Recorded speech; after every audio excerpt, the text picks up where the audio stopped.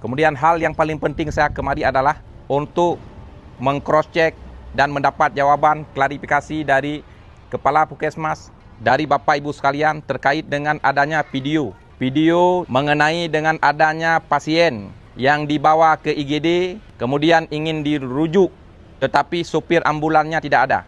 Sehingga berakibat pada warga yang merusak mobil ambulan. Saya ingin dapatkan jawaban itu, Pak Kapus. Pak Kapus, silakan ke depan, jelaskan ke saya. Kejadian hari Sabtu sekitar jam 3 sore. Pertama datang pasien yang keracunan obat kutu, racun kutu ke IGD kita. Siapa yang tangani waktu itu? Ceritakan bagaimana kronologisnya.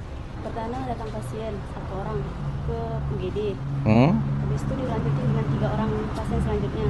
Ya, ketiga-tiganya kondisi yang sama, keracunan. Keracunan apa? Keracunan. Obat kutu. Oke, lanjut. Habis itu kami telepon dokter, anjuran dari dokter katanya suruh pasang oksigen. Oke. Kalau emang parah suruh pasang infus, kemudian rujuk. Dokter siapa yang bertugas waktu itu? Mana dia?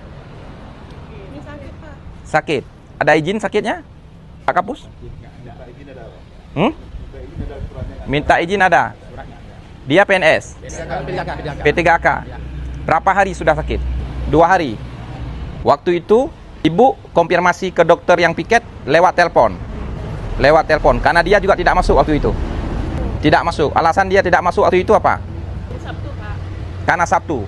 Apakah kalau hari Sabtu tidak ada dokter yang piket di IGD? Piket ada Pak, cuman biasa on call dikasih tahu. Enggak, saya tanya. Apakah aturannya di IGD tidak ada dokter piket kalau hari Sabtu dan Minggu? Piket tetap ada. Piket ada. Karena namanya instalasi gawat darurat.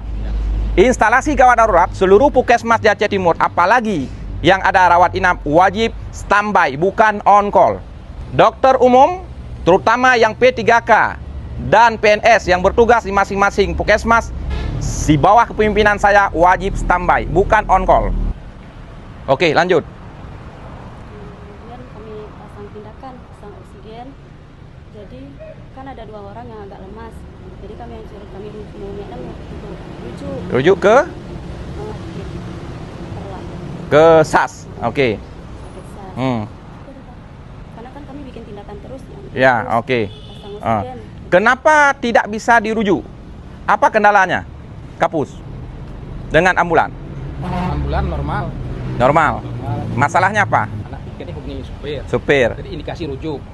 Pas dihubungi supirnya nggak ada pasangan itu, belum ada. Apa belum ada supir? Nggak standby di IGD. Ya, saat ditelepon diangkat. Oke. Siapa supir? Drone supir. Apakah anak nebut? Kena? WA anak mubah. HP ubud. Lemboi HP ubud nan titip di Puskesmas. HP ubud memang Sajang. Oke. Setelah itu kenapa ada insiden perusakan ambulan? Jadi pasiennya keluar kami nggak tahu lagi. Pasiennya apa keluarga pasien? Oh, keluarga pasien. Keluarga pasien. Oke, keluarga pasien. Artinya Nggak tahu ramai kali Pak di hari itu. ramai kali. Ya, kemudian dirusak ambulan.